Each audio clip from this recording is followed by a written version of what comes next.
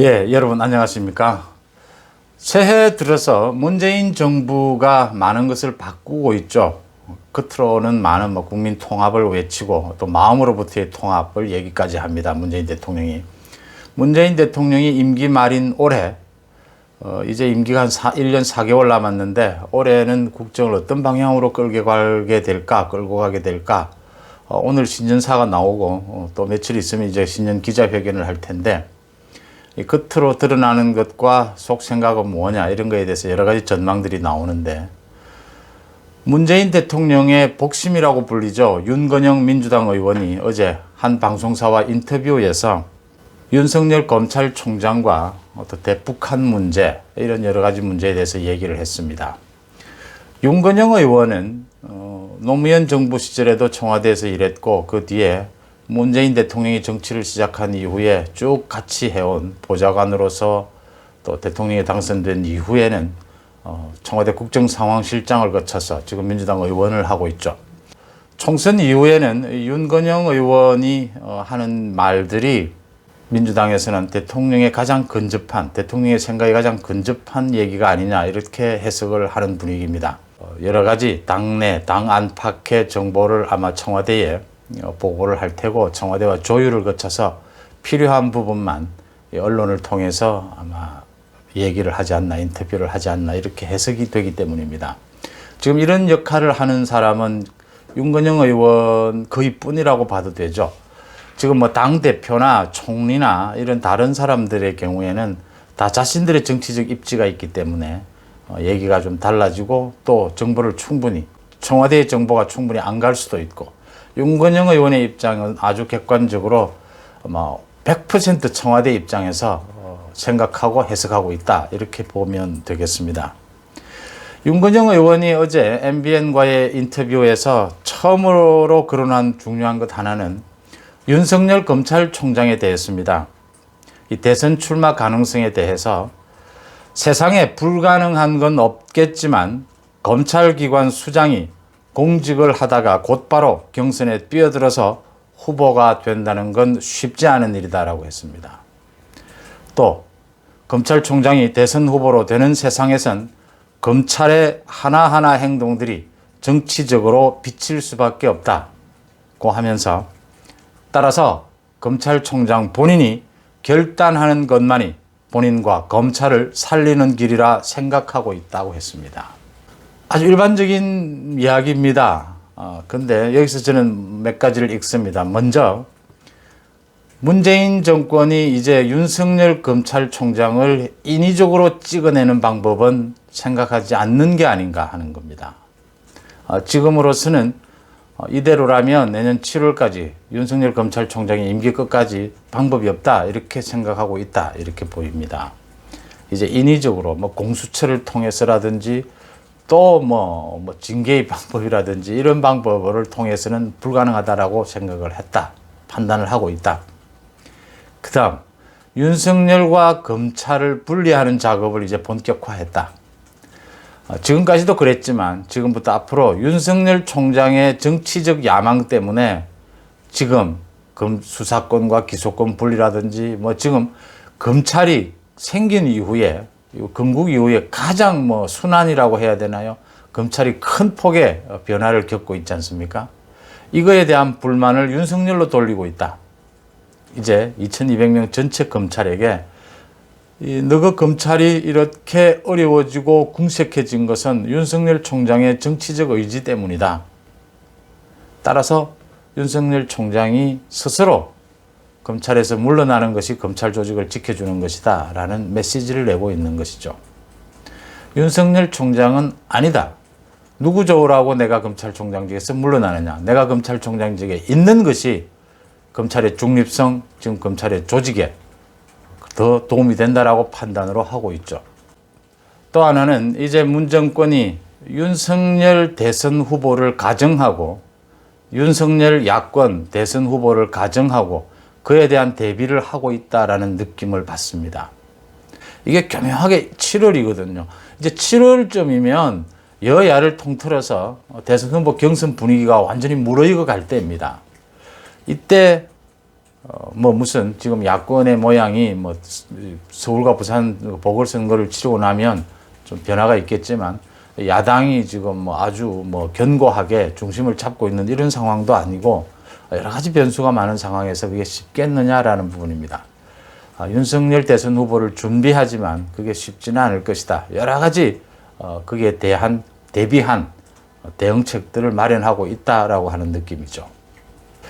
윤건영 의원은 또 하나 중요한 것이 북한과의 문제입니다. 이제 1년 남았는데 북한에 대해서 앞으로 1년 동안 어떤 태도를 취할 것이냐 굉장히 관심을 많이 모았죠. 지금 뭐 북한 발악이지 않습니까?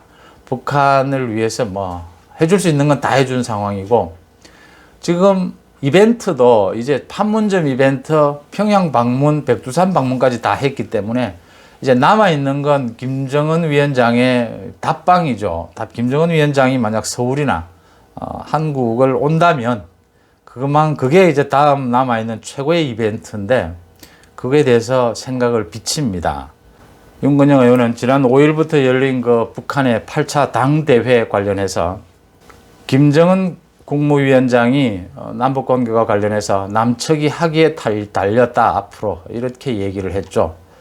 막판까지 몰아가겠다는 정도의 수준은 아니다. 분명히 대화의 여지를 열어놓았다. 이렇게 해석을 하면서 2018년 남북한의 봄으로 돌아갈 수 있겠다고 분명하게 이야기를 한 부분들이 있다. 그 봄으로 돌아가는지 돌아가지 못하는지는 남쪽에 달려있다. 이렇게 이야기를 했죠. 김정은이. 이렇게 분석을 하면서 미국 바이든 행정부의 대북 정책 기조에 따라서 여러 가지 변화는 있겠지만 미국 눈치를 보지 말고 과감하게 가보자는 게 김정은 위원장의 속내다. 이렇게 해석을 했습니다. 이게 김정은 위원장의 속내일 수도 있고 문재인 정부의 속내일 수도 있죠. 그래서 윤건영 의원은 올해 가장 남북한에 큰 바람이 있다면 이제 김정은 위원장의 답방이 이루어질 수 있느냐 그 부분이다. 그게 이 남북한의 관계를 10년 앞당길 수 있을 것이다. 이렇게 얘기를 했습니다. 판문점에서 이벤트를 하고 평양 방문을 하고 백두산을 방문해서 남북 관계가 전진이 된 모습은 하나도 없습니다. 이게 지금 이제 청와대의 생각이라는 거죠. 답방이 되어준다면 가장 좋고 올해 그게 되지 않는다면 판문점이나 다시 평양 방문 이벤트라도 만들겠다라는 것이죠. 지금 이때까지 엄청나게 평양 발악기를 했는데 그 대가 하나만 달라라고 지금 애걸복걸하고 있는 것이죠. 김정은은 지난 8일 연설에서 얘기를 했죠. 이제 수십 번 핵을 이야기하면서 이제 핵에 대해서 핵 잠수함, ICBM 모든 것 다 갖추어졌다. 책임 있는 핵 보유국으로서 완전 무결한 핵 방패를 구축했다라고 이야기를 했죠. 비핵화 단어 이런 건 아예 쓰지도 않았습니다. 최대의 주적인 미국을 제압하고 굴복시키는 데 초점을 맞출 것이다. 또 우리나라를 향해서는 강력한 국방력에 의거해 조국 통일을 앞당기겠다라고 했습니다. 이게 노골적인 위협이죠. 이제 핵이 갖추어진 만큼 미국에 대해서도 이제 방어력을 충분히 확보했고 이걸 앞세워서 이제 조국 통일을 앞당기겠다는 게 뭡니까? 이제 우리 보고 꼼짝 말라. 너희들은 자기들 손 안에 달려있다. 이 얘기 아닙니까?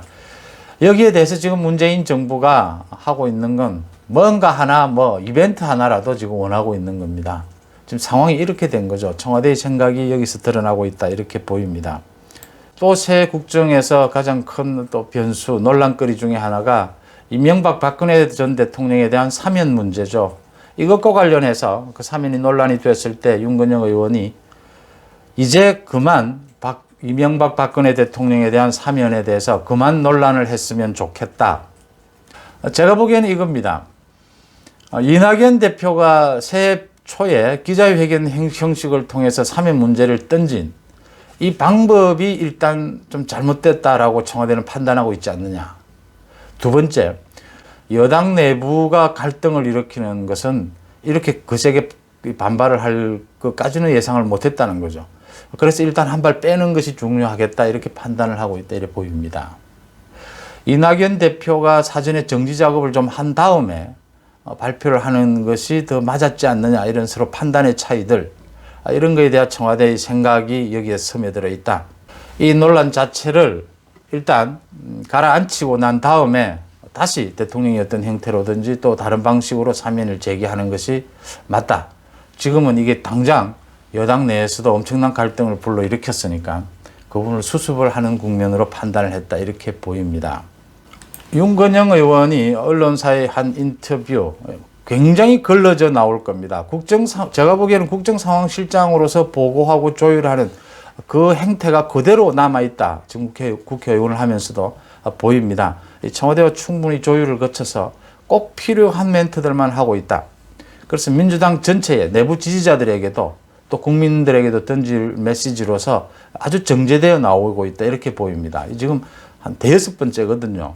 총선 이후에 계속해서 중요한 국정에 고비가 있을 때마다 이 대북 문제, 김정은 위원장에게 정권 말기에 선물 하나 달라고 매달리겠다라는 거죠. 이게 답방 이야기를 하면서 끝까지 지금 이미 지금 핵이 현실화되어 있는 이 상황에서 누구 하나 책임지지 않고 지금 문제를 이렇게 끌고 온 데 대해서 마지막까지 이벤트를 노리겠다는 거고요.